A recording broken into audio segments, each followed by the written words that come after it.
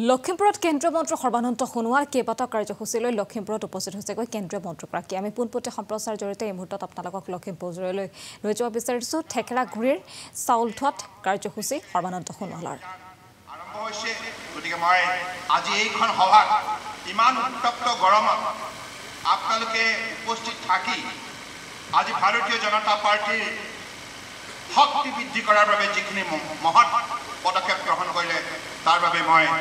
উপস্থিত থকা প্ৰতিগৰাকী ব্যক্তিৰ শ্ৰীচৰণত মোৰ গভীৰ কৃতজ্ঞতা জ্ঞাপন কৰিছোঁ লখিমপুৰৰ এটা সুনাম আছে লখিমপুৰ সাধাৰণ অঞ্চল নহয় ইংৰাজৰ সময়তে লখিমপুৰৰ যিটো ঐতিহ্য লখিমপুৰৰ যিটো বুৰঞ্জী লখিমপুৰৰ যিটো সাংস্কৃতিক যিটো খেতিয়কৰ যিটো শক্তি এই কথা কেৱল ভাৰতবৰ্ষই নহয় পৃথিৱীয়ে উমান পায় গতিকে এটা ঐতিহ্যমণ্ডিত অঞ্চল লখিমপুৰৰ ৰাইজৰ মাজত যিটো দৃঢ়তা আছে একাগ্ৰতা আছে যিটো শক্তি আছে সদায় এই শক্তি একাগ্ৰতাৰ দৃঢ়তাই অসম নহয় সমগ্ৰ ভাৰতবৰ্ষক শক্তিশালী কৰা যাত্ৰাত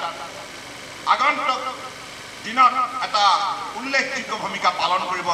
সেই বিশ্বাসেৰে মই পুনৰবাৰ আপোনালোকক মোৰ আন্তৰিক শ্ৰদ্ধা জনাইছোঁ আৰু এই লখিমপুৰবাসীৰ ৰাইজৰ ওচৰত মই সদায় চিৰকৃতজ্ঞ কাৰণ আপোনালোকে মোক 2014 চনত সাংসদ হিচাপে নিৰ্বাচিত কৰাৰ বাবে যিমান কষ্ট স্বীকাৰ কৰিলে বোকা পানী গছকি গাঁঠিৰ ধন ভাঙি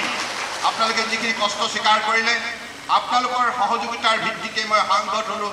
আপোনালোকৰ আশীৰ্বাদতে মই কেন্দ্ৰীয় মন্ত্ৰী হ'লোঁ গতিকে মই এইখিনি কথা কেতিয়াও নাপাহৰোঁ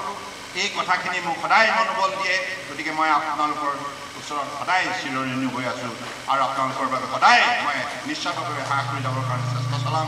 আৰু মোৰ ভাল লাগিছে আপোনালোকৰ যিগৰাকী বিধায়ক অত্যন্ত পৰিশ্ৰমী আন্তৰিকতাৰে সকলো মানুহক আস্থাৰ বিশ্বাসত কাম কৰিছে আৰু সাংসদগৰাকী সামন্তভাৱে পৰিশ্ৰমী গতিকে দুয়োগৰাকী জনপ্ৰতিনিধি ইয়াত দক্ষতাৰে যোগ্যতাৰে দৃঢ়তাৰে ৰাইজৰ প্ৰতি শ্ৰদ্ধাই হৈ কাম কৰিছে মোৰ দৃঢ় বিশ্বাস আগন্তুক দিনত ভাৰতীয় জনতা পাৰ্টিৰ শক্তি আৰু বহু গুণে বৃদ্ধি হ'ব এইখিনি কথাকে কৈ মই মোৰ বক্তব্য সামৰিলোঁ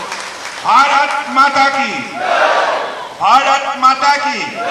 ভাৰত মাতা কি এতিয়া মোৰ এটা অনুৰোধ আছে আপোনালোকৰ প্ৰতি এটা নাম্বাৰ আপোনালোকে মিছ কল দিব এইটো মোৰ ৰেফাৰেল নাম্বাৰ মোৰ নাম্বাৰ দেই 96 লিখি ল'ব দেই এতিয়াই দি দিয়ক মিছ কল ৰ'ব মিছ কলটো আপোনালোকে মিছ কলটো দিব এটা নাম্বাৰ আপোনালোকে লিখি লওক 8800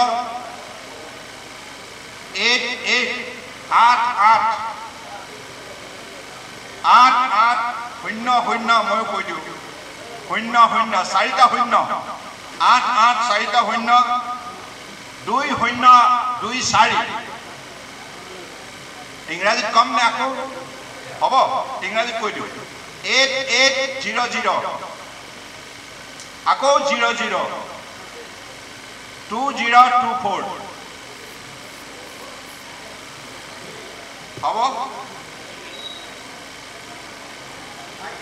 এটা মাৰি দিওঁ এইটো এটা মেছেজৰ যোনটো এটা বক্সত লিংক আহিব এই লিংকটো টিপি দিলে এখন স্ক্ৰীনত আহিব য'ত আপোনালোকৰ নিজৰ মোবাইল নাম্বাৰটো দি ক্লিক কৰিলে এটা OTP আহিব সেইটো দিয়াৰ পাছত এখন ফৰ্ম আহিব এই ফৰ্মখন ফিল আপ কৰি ৰেফাৰেল কোডলৈকে যাব আৰু ৰেফাৰেলটো হৈছে মোৰ যিটো নাম্বাৰ 9678074356 আৰু ইয়াৰ পাছতো যদি নমো এপত যাব বিচাৰে তেতিয়াহ'লে তাৰ কোডটো হ'ল 5Z8 5Z8 SDM কোনটো নম্বৰ মোৰ নাম্বাৰ 96780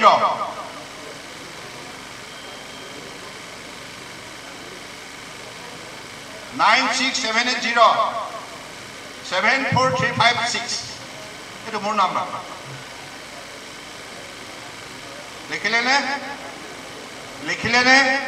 জোৰকে ক'ব আকৌ বুলি ক'ব লিখিলেনে লিখিলো বুলি ক'ব আকৌ লিখিলেনে তাৰ পাছত নমো এপত যদি নমো এপৰ যিটো কোড সেই কোডটো হৈছে 5Z8 5Z8 তাৰ পাছত SDM লিখিলেনে নাই লেখা নমো এপত যদি যায় তাৰ কোডটো হ'ল মোবাইল নম্বৰ অপশ্যন থাকে তথাপি দি দিওঁ লিখি ৰাখক হ'ব বাকীখিনি মানৱ ডেকা ডাঙৰীয়াই আপোনালোকক চাকুলেট কৰি দি দিব দেই আপোনালোকে লিখিব দেই লিখিব নাই এইটো আপোনালোকে অন কৰিব হা গতিকে আজি ইমান গৰম বতৰত আপোনালোকে আহি যেনেধৰণে এই সভাখন সফল কৰিলে তাৰ বাবে পুনৰবাৰ আন্তৰিকতাৰে কৃতজ্ঞতা জ্ঞাপন কৰি মই মোৰ বক্তব্য সামৰিলোঁ ধন্যবাদ